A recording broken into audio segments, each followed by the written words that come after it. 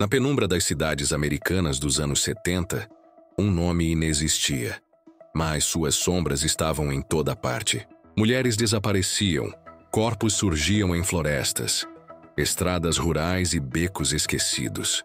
O FBI rastreava sinais, construía perfis psicológicos e, ainda assim, estava sempre um passo atrás. O assassino parecia prever cada movimento deles, como se tivesse acesso direto às pastas secretas, como se lesse as investigações antes mesmo de acontecerem. Enquanto os jornais estampavam manchetes sobre o monstro invisível, ele assistia ao caos que semeava, misturado à multidão, sorrindo em silêncio. Tudo começava com uma rotina. Um carro parado num estacionamento vazio. Um rosto aparentemente comum, sem cicatrizes ou tatuagens. Alguém que ninguém lembraria minutos depois. Essa era a sua força. Ser esquecível. O FBI acreditava que perseguia um homem com um padrão fixo, mas o assassino mudava de estado, mudava de rosto, mudava até de estilo de crime. Em Nova Jersey, parecia um predador sexual. Em Kansas, um ladrão violento. No Arizona, um assassino meticuloso. Nunca duas vezes o mesmo método. Cada pista que deixava era uma armadilha.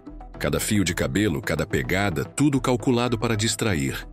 Como um mágico que aponta a mão esquerda para esconder o truque na direita. Agentes federais se reuniam em salas lotadas de fumaça de cigarro, mapas de estradas espetados por alfinetes vermelhos. Eles discutiam perfis, buscavam padrões, mas cada vez que acreditavam ter encontrado um, o assassino mudava de jogo. Um investigador chegou a chamá-lo de camaleão humano. Décadas se passaram, tecnologias evoluíram, mas o rastro dele sempre escapava, como poeira entre os dedos. Enquanto isso, famílias implodiam, comunidades viviam em paranoia, e os jornais construíam um mito em torno desse fantasma, transformando-o em algo quase sobrenatural. Mas havia um detalhe que ninguém percebia.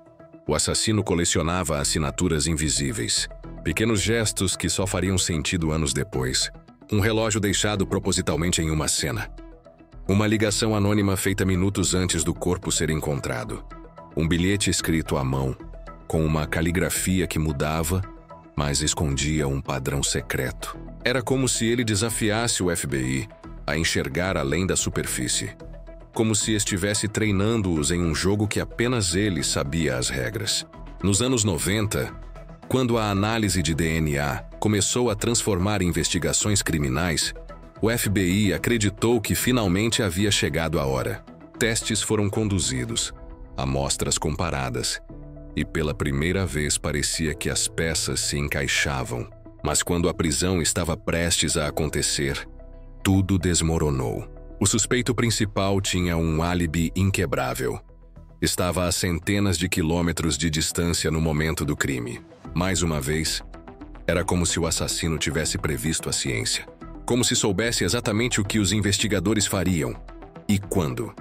Na virada do milênio, novas vítimas surgiram, mas o padrão parecia mudar novamente. O FBI se perguntou: seria um imitador? Seria mais de um homem? Ou, o mais perturbador, o mesmo assassino se reinventando, ajustando-se à era digital. Cada crime parecia carregar a assinatura de um passado distante, mas com pequenas atualizações, como se ele próprio estivesse se adaptando às novas tecnologias, ao novo mundo. Décadas depois, o caso permanece sem solução oficial. Os arquivos guardam milhares de páginas, centenas de evidências, dezenas de perfis diferentes. Mas o assassino, nunca um nome, nunca um rosto. Apenas um mito que atravessou gerações. Um inimigo invisível que transformou o FBI em protagonista de uma caçada sem fim. Alguns agentes aposentados ainda acreditam que ele era alguém de dentro. Um ex-policial, talvez até um ex-agente federal. Outros juram que não passava de um homem comum, vivendo em silêncio, vizinho de alguém, sorrindo em churrascos de domingo. E assim, a pergunta ecoa até hoje. Como um homem conseguiu enganar a maior agência de investigação do mundo? Por décadas, talvez a resposta nunca seja encontrada. Talvez esse seja o truque final. Porque no fim, o maior crime que ele cometeu não foi apenas assassinar suas vítimas. Foi roubar da verdade a chance de ser conhecida.